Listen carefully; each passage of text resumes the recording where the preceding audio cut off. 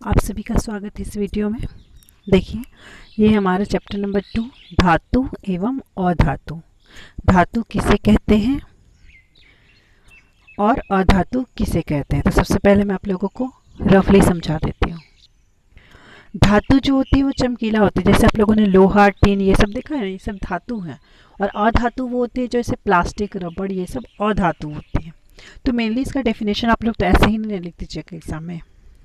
देखिए, हम लोग इसका करेक्ट डेफिनेशन पढ़ते हैं। धातु किसे कहते हैं? वैसा पदार्थ जो चमकीला हो, पीटने पर फैलता हो तथा विद्युत की सुचालक। विद्युत की सुचालक का मतलब कि अगर जैसे कि एल्यूमिनियम का तार हुआ, टीन हुआ, लोहा हुआ, ये सबसे हम लोगों को करंट अगर इसमें फ्लो करता है तो हमें करंट लग जाती है ना, हमें झटका लगता है। तो ऐसा जो होता है वो विद्युत की सुचालक होती है और ये सभी मिलकर धातु कहलाती है, जैसे लोहा, टीन, चांदी, सोना, ये सब। तो धातु क्या हुई? जो चमकीला होगा, पीटने पर फैलेगा और विद्युत की सुचालक होंगी। अधातु वैसे पदार्थ जो पीटने पर न फैलता हो, विद्युत की सुचालक भी नहीं हो, उसे अधातु कहते हैं। लेकिन एक चीज़ नोटिस कीजिएगा कि ये जो चमकीला है धातु, अधातु भी कुछ कुछ होते हैं जो कि चमकीले होते हैं। अब हर नहीं, जैसे कि कोयला चमकीला नहीं होता, लकड़ी भी चमकीला नहीं होता, प्लास्टिक भी नहीं होता, कागज भी नहीं होता, लेकिन कुछ कुछ चीज़ ऐसे होते हैं जो चमकीले होते हैं। लेकिन मेनली डेफिनेशन ये है कि ये चमकीला होता है, ये पीटने पर नहीं फैलता है, ये फैलता है। विद्युत की सुचालक होती है धातु, और ये विद्युत की सुचालक नहीं होती है, जैसे कोयला, लकड़ी, प्लास्टिक, कागज इत्यादि। धातुओं के भौतिक गुण क्या है?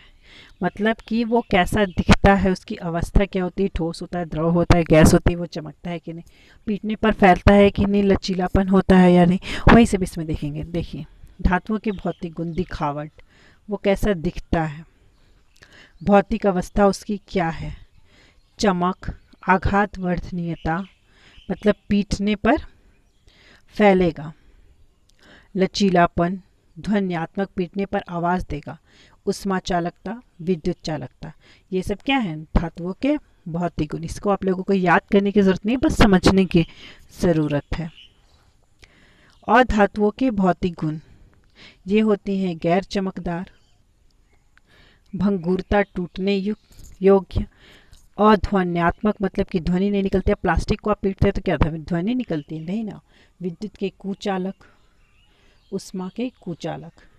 देखिए, विद्युत का कुचालक और विद्युत सुचालक नहीं है, ये दोनों सेम ही बात हुई। विद्युत का सुचालक मतलब जो विद्युत जिससे फ्लो होता है, तो जैसे हमने छू दिए तो करंट लगता है।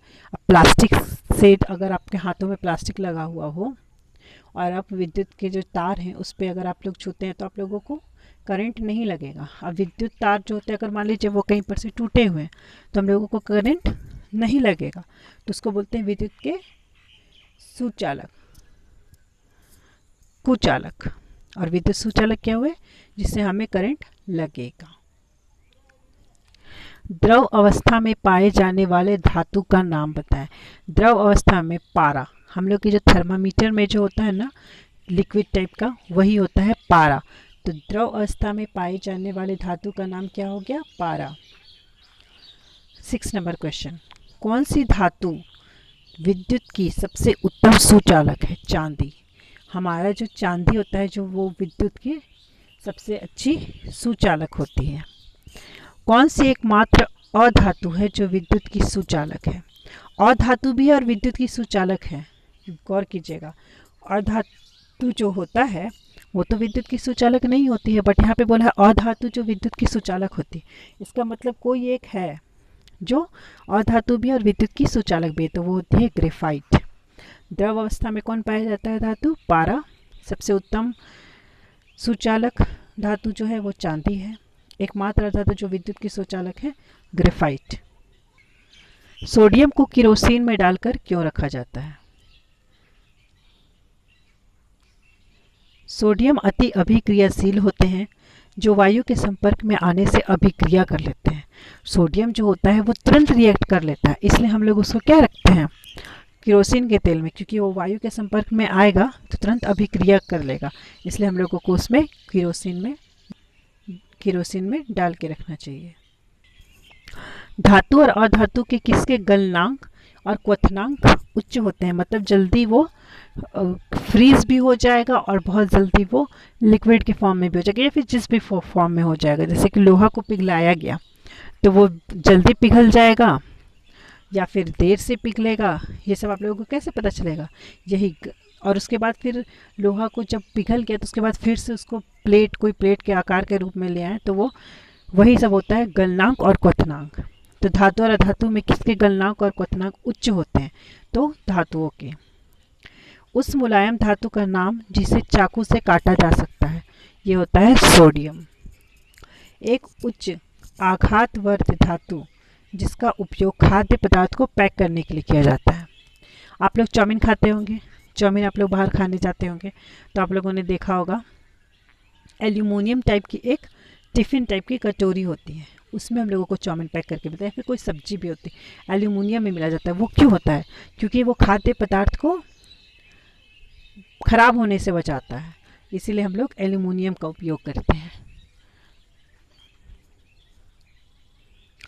एक अधातु जिनमें चमक होती है, मतलब अधातु है और जो चमकता भी है। मैंने आप लोगों को बताया ना, ज़रूरी नहीं है कि सारी धातु ही चमक हो। सारी धातु में तो चमक होता है, हम लोग जानते हैं, जैसे कि लोहा, चांदी, सोना, ये सब में। लेकिन अधातु जिसमें चमक होती है ये आयोडीन होता है। आयोडीन जो होता है उसमें चमक होती है। पेंसिल की लीड, आप लोग जो पेंसिल लिखते हैं उसकी लीड किसकी बनी होती है? ग्रेफाइट की। ग्रेफाइट की। 40 नंबर, एक ऐसी अधातु का नाम बताइए जिसका उपयोग जल को शुद्ध करने में किया जाता है। तो ऐसी अधातु का नाम है क्लोरीन, जिसका उपयोग किस में किया जाता है? जल को शुद्ध करने के लिए। तो अभी हम लोगों ने क्या क्या पढ़ा? द्रव अवस्था में पाई जाने वाली धातु का नाम पारा है। एक ऐसी धातु जो उत्तम सुचालक होती है वो होती है चांदी। एकमात्र अधातु जो विद्युत की सुचालक है ग्रेफाइट। सोडियम को हम लोग केरोसिन में डाल कर रखते हैं क्योंकि ये बहुत जल्दी रिएक्ट करने लगता है, विक्रियाशील होते हैं। किसका गलनांक और क्वथनांक उच्च होता है? तो धातुओं का। कौन से ऐसी मुलायम धातु है जिसे चाकू से काटा जा सकता है? तो वो होती है सोडियम। और एक ऐसी अधातु जिसमें चमक होती है तो वो हुई आयोडीन। एक ऐसी अधातु जो कठोर होती है, तो कौन सी अधातु कठोर होती है? कोयला। कोयला तो आप लोगों को देखा है ना, आप लोगों से कोयला हाथ से टूट जाता है क्या? नहीं ना, उसे कोई चीज़ से तोड़ना पड़ता है, मारतूल या फिर कोई भारी चीज़ से। विस्थापन प्रतिक्रिया क्या है? सबसे पहले देखिए, ये एग्जाम्पल सबसे पहले देखिए। Zn plus CuSO4। Zn जो होता है वो SO4 को विस्थापित कर लेगा और Cu अलग हो जाता है। तो Zn प्लस CuSO4 क्या होता है? ZnSO4 ZnSO4 के साथ रिएक्ट कर लिया और Cu इधर अलग हो गया। तो देखिए, जब एक अधिक क्रियाशील धातु क्रम क्रियाशील धातु को विस्थापित कर लवण विलयन बनाती है, ऐसी प्रक्रिया को विस्थापन प्रक्रिया कहते हैं। एक अधिक क्रियाशील धातु है, एक कम क्रियाशील धातु है, तो ये दोनों जब रिएक्ट करती हैं, विस्थापित होती हैं, तो एक लवण विलयन बनाती है। इसे हम बोलते हैं विस्थापन प्रतिक्रिया। अब देखिए, धातु के 3 उपयोग आप ही बताइए। अभी मैंने आप लोगों को बताया ना, एल्यूमिनियम का उपयोग होता है हमें खाना वाना रखने में। हम लोग थर्मामीटर का उपयोग करते हैं अपने डेली यूज़ में। विद्युत तार के निर्माण में एल्यूमिनियम और तांबा का यूज़ होता है। देखा है ना आप लोगों ने, तार एल्यूमिनियम या फिर तांबा का बना होता है। तो हम लोगों को ये धातु के 3 उपयोग थे। ऐसे ही और धातु के 3 उपयोग लिखें। क्लोरीन का उपयोग हम लोग जल शुद्ध करने में करते हैं। आयोडीन का नमक के रूप में, नाइट्रोजन का भोजन संरक्षण के रूप में उपयोग करते हैं हम लोग। अब देखिए,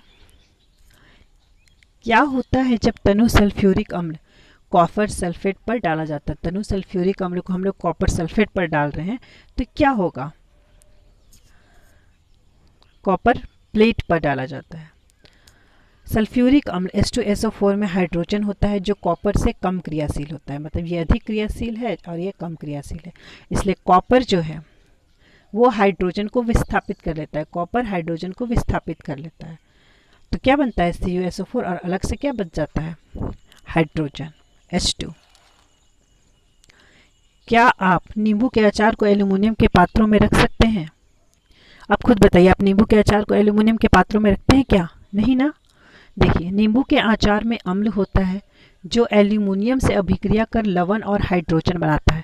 इस स्थिति में अचार जहरीला हो जाता है, इसलिए नींबू के अचार को एल्यूमिनियम के पात्र में नहीं रखना चाहिए।